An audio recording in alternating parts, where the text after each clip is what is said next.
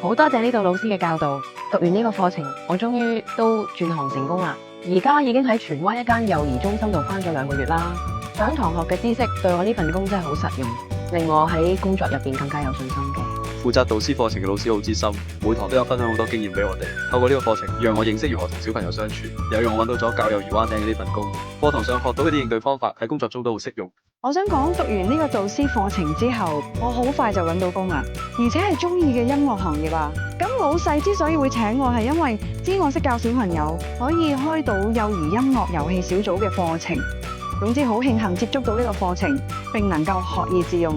咁我係教開成人拉丁舞嘅，嚟緊都想開啲小朋友班啦，所以嚟報讀咗呢個幼兒導師班，都令我成功開拓咗親子同幼兒拉丁舞班啊！我讀完導師課程之後呢，有修讀埋網上嘅讀寫障礙課程，都有幫到我去揾到功課班嘅工啊！我之前係教育大學幼教畢業嘅，唔太想入幼稚園，所以揀咗嚟讀個 Playgroup 導師課程。咁啱呢度有請人喎，所以我就入咗嚟做咗4年，我都好推介大家嚟了解呢個課程。